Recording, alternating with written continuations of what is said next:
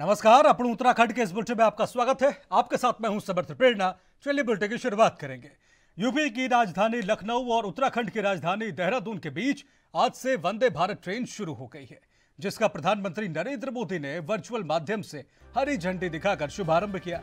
सप्ताह में 6 दिन चलने वाली लखनऊ देहरादून वंदे भारत एक्सप्रेस 8 घंटे 20 मिनट में ये सफर पूरा करेगी। इस मौके पर मुख्यमंत्री पुष्कर सिंह धामी ने प्रधानमंत्री और रेल मंत्री का आभार व्यक्त करते हुए कहा कि प्रधानमंत्री जी ने पिछले 10 सालों में एक से बढ़कर एक सौगातें दी हैं और लगातार विकास की रेल पटरियों पर दौड़ रही है।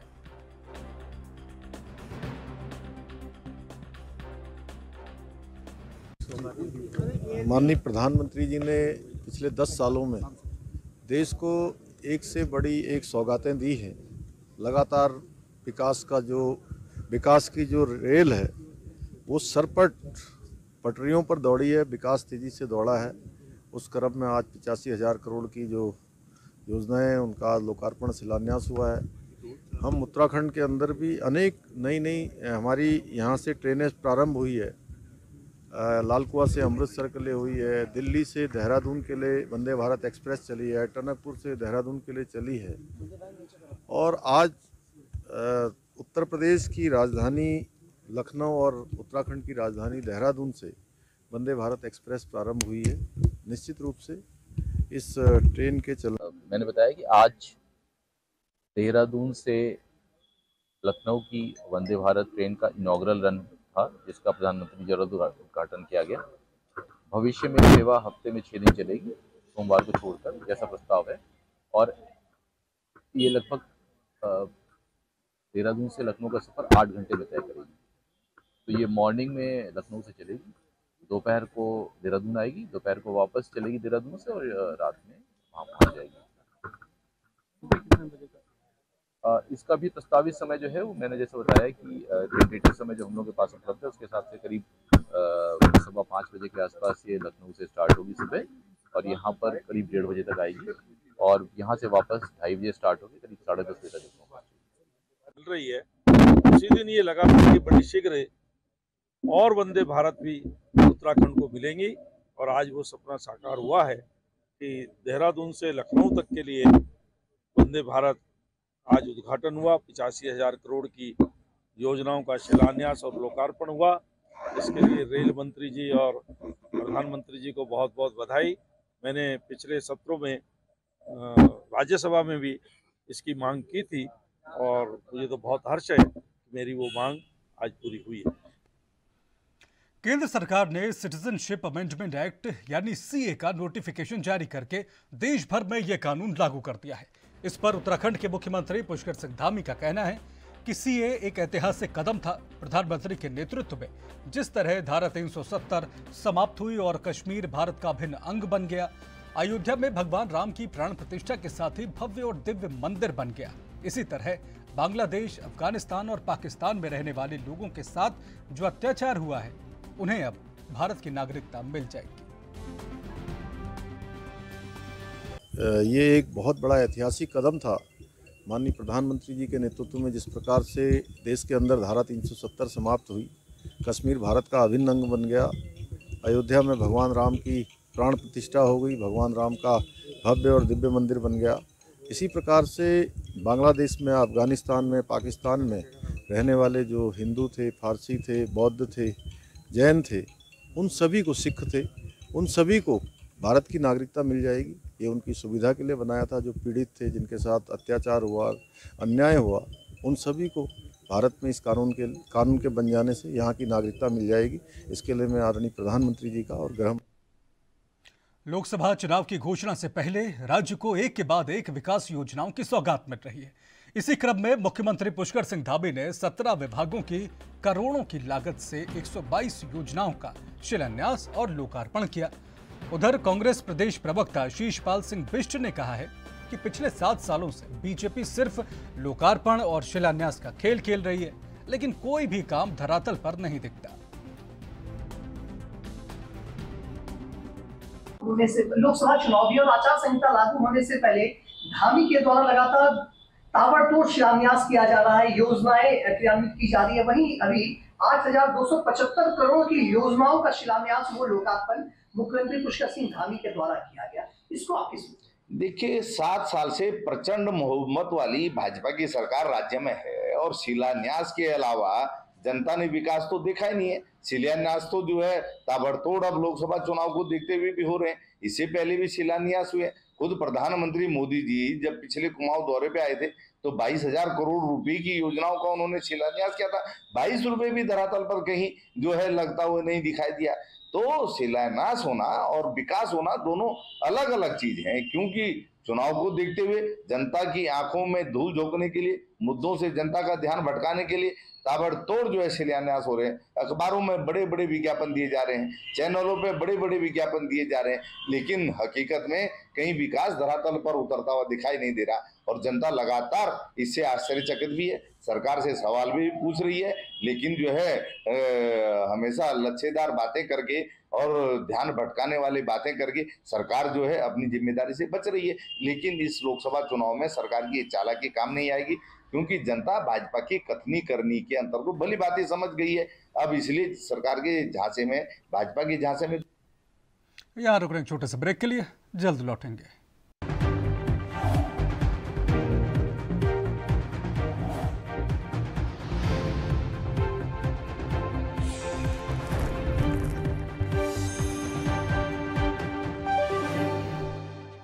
ब्रेक के बाद आपका स्वागत है। सीएम पुष्कर सिंह धामी के ड्रग्स फ्री उत्तराखंड अभियान को साकार करते हुए राज्य में एसटीएफ ने 1 करोड़ 10 लाख की कीमत की स्मैक बरामद की गई है। एसटीएफ की तरफ से बताया गया कि टीम के द्वारा हरिद्वार से अभियुक्त मोहम्मद बिन कासिम को गिरफ्तार किया गया। अभियुक्त के पास से 1 किलो 110 ग्राम स्मैक भी बरामद किया गया। वहीं एक अन्य अभियुक्त सलमान अंधेरे का फायदा उठाकर फरार हो गया।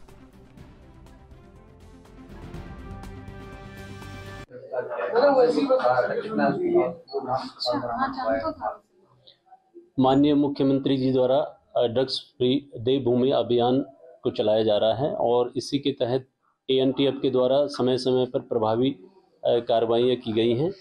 इसी क्रम में कल एक तस्कर जो बरेली का रहने वाला है कासिम, थाना मंगलौर क्षेत्र हरिद्वार जनपद में 1 किलो 110 ग्राम स्मैक लेकर आ रहा था और हमारी एएनटीएफ की टीम के द्वारा उसकी गिरफ्तारी की गई है और ये बहुत बड़ी रिकवरी है और इस पर लगातार हमारी प्रभावी नज़र है कि लगातार हम इस पर कठोर कार्रवाई करें और तस्करों को गिरफ्तार करें। इस स्मैक की कीमत जो हमारे मार्केट में 1 करोड़ से ऊपर की लगभग होगी और इससे संबंधित जो भी लोग जो यहाँ पर नशा बेच रहे हैं और भेज रहे हैं इस तरह से, तो उनके विरुद्ध हम प्रभावी कार्रवाई करेंगे। बरेली के कुछ लोग हैं जो यहाँ नशा बेच रहे हैं और ये पैडलर था कासिम। हरिद्वार का सलमान है व्यक्ति जो यहाँ पर उससे खरीदता है और हरिद्वार में बेचता है, तो सलमान के विरुद्ध भी प्रभावी कार्रवाई होगी और उसके भी शीघ्र गिरफ्तारी के प्रयास किए जाएंगे। यहाँ रुक रहे हैं और छोटे से ब्रेक के लिए। ब्रेक के बाद भी खबरों का सिलसिला जारी रहेगा।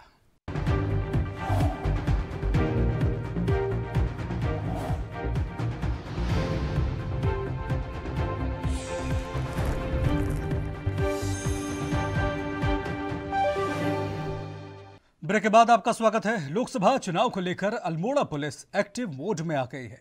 पुलिस कप्तान ने बताया कि चुनाव को लेकर पुलिस द्वारा नशीले पदार्थों को लेकर लगातार कार्रवाई की जा रही है। अराजक और गुंडा तत्वों को भी चिन्हित किया जा रहा है, जिसके लिए कई पुलिस टीमों का गठन किया गया।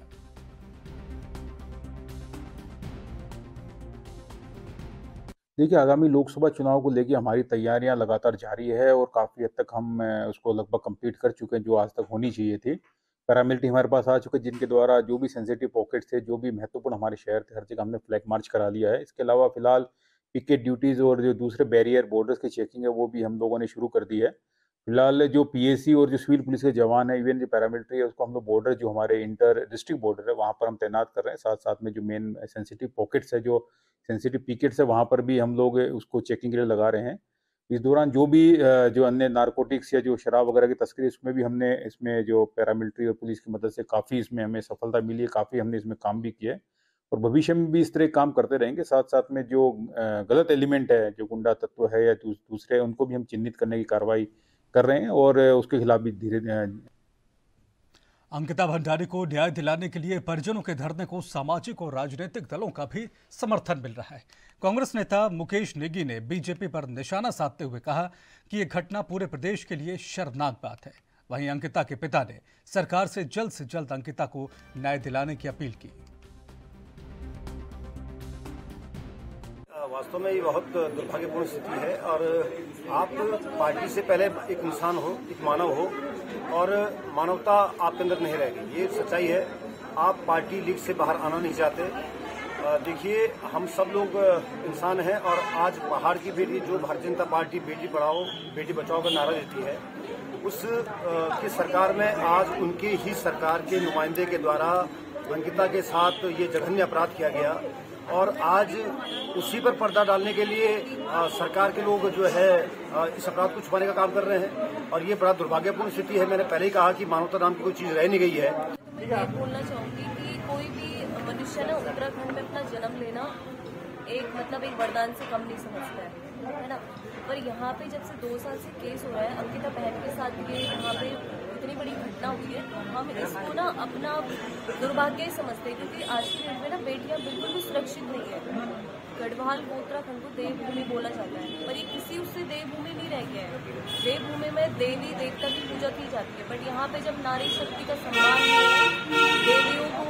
देवियों को मातृशक्ति को पूजा ही नहीं जा रहा है। इस तरीके से अगर कोई लड़की गलत के खिलाफ आवाज उठा रही है तो उनको मार दिया जा रहा है।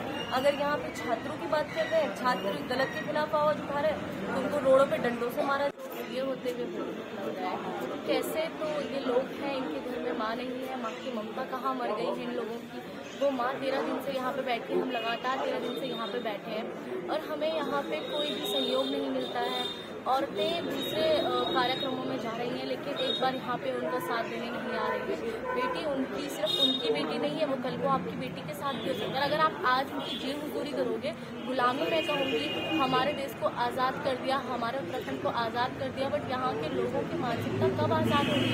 कब तक आप लोगों के बोले हुए कदमों पे चलोगे, उनके इशारों पे नाचोगे? अरे कभी तो सही के लिए आवाज़ उठाना सीख।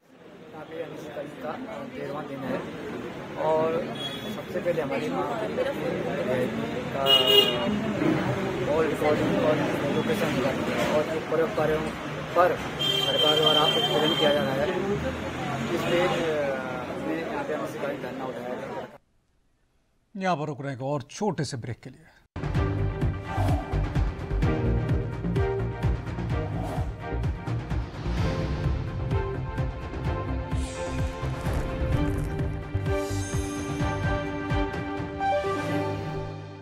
ब्रेक के बाद आपका स्वागत है। जिला पंचायत सदस्य संजीव चौहान के नेतृत्व में श्यामपुर स्थित मौजा खड़क माफ के ग्रामीण एसडीएम कार्यालय पहुंचे। ग्रामीणों ने एसडीएम से मुलाकात कर एक ज्ञापन सौंपा, जिसमें ग्रामीणों ने बताया कि मौजा खड़क माफ में हाल ही में हुई बंदोबस्त प्रक्रिया पूरी हो गई। इसको लेकर कई प्रकार के विवाद उत्पन्न हुए हैं। इन समस्याओं के संबंध में अधिकारियों को पहले भी जानकारी दी गई, लेकिन अभी तक कोई कार्रवाई नहीं हुई।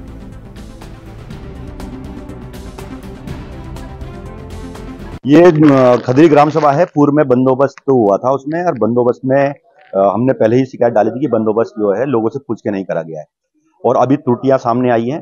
उसी संदर्भ में आज हम एसडीएम मैडम से मिले हैं और पूर्व में मैंने राजस्व सचिव और डीएम मैडम को भी दिया था कि ये बंदोबस्त गलत हुआ। उन्होंने जांच रिपोर्ट मंगाई थी, जिसमें जांच रिपोर्ट में तहसीलदार पटवारी ने लिख के दिया है खदरी ग्राम सभा में जो है बंदोबस्त गलत हुआ है, त्रुटियां पाई गई है। अब त्रुटियां पाई गई है तो इसका मतलब ये है कि बंदोबस्त गलत हुआ है, मगर तब भी कुछ लोग जो है एक कहीं से कागज ला रहे हैं, किसी के नाम पे गलत कागज चढ़ा दिया बंदोबस्त के टाइम पे। मेरे को लगता है कि वो कुछ पैसे का लेन देन में ही ये काम करवाया होगा। और अब जो गांव के भूमिधरी हैं, जो 70 साल जो रहे हैं, उनकी जमीन पे कब्जा करने आ रहे हैं। और परसों ये घटना हुई है, जितने ये पीछे गाँव के ग्रामीण है, ये खेती बाड़ी वाले हैं, उनको यही नहीं पता कि हमारी जमीन जिसमें हम सालों से रहते हैं वो बंदोबस्त में किसी और के नाम चढ़ा दिया है। तो ये इतनी बड़ी गलती जो है सरकार द्वारा के कर्मचारियों द्वारा करी गई है, तहसील के कर्मचारी द्वारा की है। और ये गर्मी का सीजन शुरू होते ही वन विभाग भी पूरी तरह से अलर्ट हो गया है। तराई पूर्वी वन प्रभाग के उप प्रभागीय वन अधिकारी अनिल कुमार जोशी ने विभाग के अधिकारियों और कर्मचारियों को वन अग्नि सुरक्षा तथा वन्य जीवों और वन संपदा की सुरक्षा के लिए अलर्ट जारी किया। अनिल कुमार जोशी ने बताया कि गर्मी के सीजन में वनों में आग लगने की घटनाएं सामने आती हैं। इसको लेकर संबंधित वन प्रभाग की सभी रेंजों को अलर्ट किया गया है। साथ ही समिति बनाकर जन जागरूकता अभियान चलाने के निर्देश दिए गए। रेंजों को निर्देश दिए गए हैं कि कोई रात्रि गश्त करें। वनकर्मी तो रात्रि गश्त करते ही हैं। अदर वन रेंज अधिकारियों को भी निर्देश दिए गए हैं कि वो भी स्वयं निर्देश करें। बाकी उपप्रभागीय वन अधिकारी स्तर के अधिकारी भी गश्त कर रहे हैं। हाँ, जंगलों में जो भी इस तरह की जो घटनाएं हैं, अगर कहीं ऐसा कुछ पाया जाता है कि कहीं अवैध शराब का निर्माण हो रहा है या कुछ हो रहा है नदी नालों के किनारे, तो उसके खिलाफ विधिक कार्रवाई की जाएगी। जीवों को देखते हुए भी काफ़ी क्षेत्रों में गश्त, जो इस बार वन कर्मियों की गश्त है, नियमित टीम कर रही है। इसके अलावा वन रेस्क्यू टीम का भी गठन प्रभाग स्तर पर किया जा रहा है, जो कि जहां भी मानव वन्यजीव संघर्ष से जुड़े मामले आएंगे उनको तुरंत रेस्क्यू करने वहां पर टीम पहुंचेगी। अवैध खनन के अंतर्गत तराईपुरी वन प्रभाग के अंतर्गत जहां भी अवैध खनन के मामले वन विभाग के संज्ञान में आ रहे हैं, वन विभाग उसमें कार्रवाई कर रहा है। पिछले हफ्ते ही 3 से 4 वाहन वन विभाग की टीम के द्वारा सीज किए गए हैं। और इसी के साथ इस बुलेटिन में फिलहाल इतना ही। नमस्कार।